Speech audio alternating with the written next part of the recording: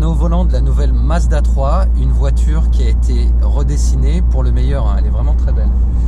Elle est très belle, elle a un design, alors certains le jugeront peut-être clivant, parce que c'est vrai que elle a cette forme très prononcée sur l'arrière, hein. Vraiment les designers ont mis vraiment le paquet, ils ont accentué l'arrière, et ce qui donne à cette voiture un petit peu une image de flèche, hein, la sensation de l'avoir plongée et de partir en avant. Moi j'aime beaucoup ces courbes, elles sont très agréables à l'œil, et c'est un dessin qui joue beaucoup avec la lumière, c'est assez sympa. Ouais, il y a énormément de reflets au niveau des portières notamment. J'aime aussi beaucoup cette face avant avec ses feux très effilés et une grosse calandre. Bon, malheureusement tu as la plaque d'immatriculation qui gâche un peu l'effet, mais effectivement je trouve que c'est un véhicule qui est valorisant et qui rappelle ce qu'on voit, les concepts vision de Mazda. Ah bah, c'est ça qui est bien avec certains constructeurs comme Mazda, c'est que quand ils montrent un concept en salon, on est à peu près sûr de voir arriver ce dessin-là sur la route quelques années après. Là, c'était l'année dernière à Genève, hein, on était sur un concept très abouti, très proche de la série, donc on va dire que de ce côté-là, on n'est pas déçu. Alors, l'extérieur très réussi, et alors l'intérieur, c'est pareil, hein, même constat. Moi, je suis sous le charme pour le coup, c'est très très joli. On a un très beau dessin de cette console avec une finition magnifique. Et ce qui est intéressant, c'est que ça se prolonge sur les portières, ouais, à l'avant, mais aussi à l'arrière. C'est très bien fait. Enfin, alors, là, franchement, je te rejoins. C'est, je pense, sur une compacte, un des intérieurs les plus réussis de la production actuellement. Non seulement c'est joli, mais en plus, tu l'as dit, c'est très bien assemblé. Les matériaux sont assez chouettes. C'est bien fait. Non, honnêtement, il y a peu de choses à redire là-dessus. La seule chose, moi, que j'aime pas trop, c'est les aérateurs qui, je trouve, ne rafraîchissent pas assez à mon goût, hein. Ils sont placés assez bas. Et voilà, mais en dehors de ça, l'intérieur est très beau. Alors, il a un petit peu le défaut de la qualité de la voiture, c'est-à-dire que le design extérieur, il influe beaucoup sur l'intérieur, et on a des surfaces vitrées qui sont très réduites. Surtout à l'arrière, hein. C'est très notable à l'arrière, avec une garde au toit. Même pour moi, 1m71, ouais, c'est vraiment limite, hein.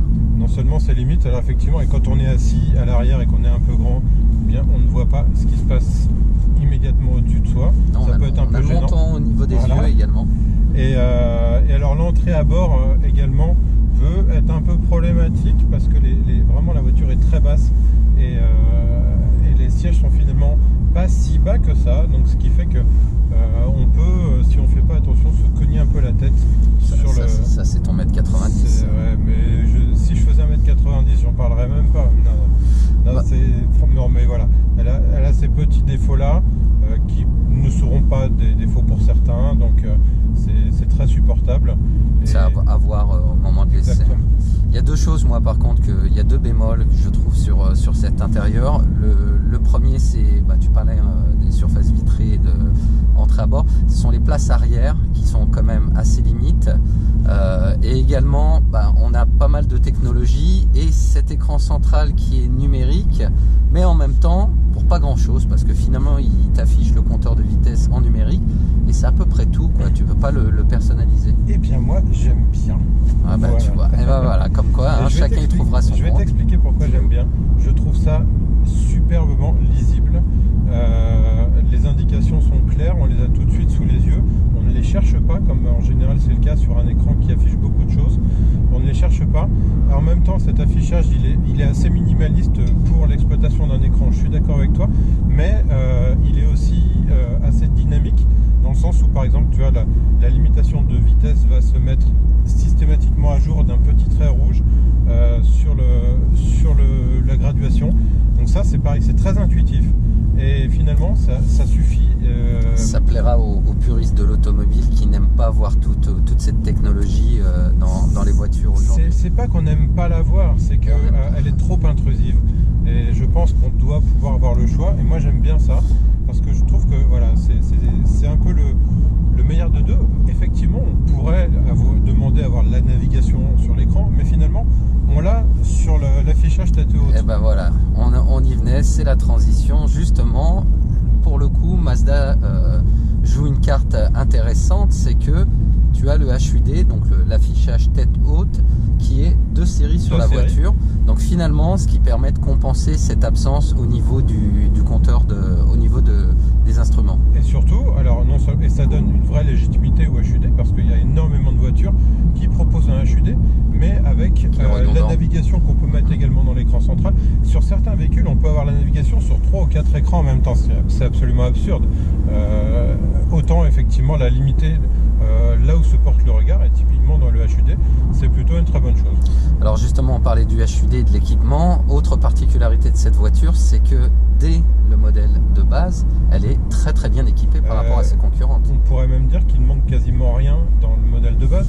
Elle a déjà un régulateur adaptatif, elle a le HUD, tu l'as dit, elle a cette instrumentation numérique un petit peu hybride, elle a cet écran multimédia 8,8 pouces avec les technologies connectées, etc., Apple, Android et tout ce qu'on veut. Honnêtement, le modèle de base est déjà super bien équipé. Il n'y a pas mieux équipé, je pense, aujourd'hui sur une compacte sur le marché, surtout que c'est pas la plus chère. Non, c'est pas la plus chère, mais ça, on en reparlera à la fin. Voilà. Alors, autre chose, au niveau des gammes, c'est pour le coup extrêmement lisible, hein, c'est pas compliqué. Pour le moment, 2 motorisations, un moteur essence 122 chevaux avec micro-hybridation et un moteur diesel de 116 chevaux. 116 chevaux. Pour l'instant, on a essayé les deux. Là, aujourd'hui, on est dans le diesel. Il est un petit peu plus sonore, évidemment, que l'essence. Ce ne sera pas le cœur des ventes de la Mazda 3. Ce que j'attends beaucoup, moi, c'est la future génération de moteurs que Mazda appelle le Skyactiv-X, qui est un moteur essence avec les principes de combustion du diesel. Donc ça risque vraiment d'être très intéressant à conduire et en même temps en termes d'émissions, de consommation et d'agrément. Donc j'attends ça avec beaucoup d'impatience. Ce sera pour un peu plus tard cette année. En attendant, moi je trouve que ces deux moteurs diesel essence, ils font plutôt bien le job. Moi j'ai une préférence pour l'essence, même Pareil. si le diesel, bon, effectivement il est confortable, tu as un petit peu plus de couple, mais je trouve que la différence reste ténue. Et finalement à choisir, ouais, je partirais sur ce moteur essence qui est très bien dimensionné pour la voiture. Sur les routes ici du Portugal, on a vraiment pu s'amuser, d'autant plus que la voiture a un comportement très sain. On l'a essayé en boîte mécanique uniquement, donc ouais. J'aimerais essayer la boîte auto, on verra ce que ça donne. Mais en l'occurrence, oui, effectivement, ce moteur essence très satisfaisant. Alors, puisqu'on est sur le comportement, la suspension est typée assez dure quand même. Alors, on est sur des routes 18 pouces, ça aide pas au confort. La suspension est ferme. Donc, il y a une chose qui est quand même remarquable dans cette voiture, c'est que on est très bien à bord, on a une très belle position de conduite. Moi, franchement, je l'ai adopté tout de suite. C'est un vrai coup de cœur de ce point de vue-là. Il faut aimer conduire et il faut aimer effectivement faire corps avec la voiture. C'est un peu l'esprit de la voiture d'ailleurs. Mais la suspension va vraiment retranscrire toute la route. Donc, si on aime les suspensions un peu confortables, un peu souples, il ne faut pas se diriger vers la Mazda 3. Ça, c'est une évidence. Bon bah alors finalement on lui trouve pas beaucoup de défauts à cette voiture. Qu'est-ce que tu en penses? Écoute, tu craques ou pas? Moi si je devais acheter une compacte, il y a de grandes chances qu'elle soit dans le top 2 ou 3 de mes choix. C'est une excellente voiture. On va parler argent, combien elle coûte? On peut parler argent en plus, et ce qui la rend d'autant plus excellente, c'est que c'est vraiment pas la plus chère de sa gamme. Elle démarre autour un peu plus de 24 000 €. Avec quasiment, donc on l'a dit, tout dedans. Donc les versions supérieures auront encore de l'équipement supplémentaire et peut-être des détails de finition un petit peu différents. Mais ouais, 24 000 €, une Mazda 3, j'achète. Bon bah écoute, bonne nouvelle.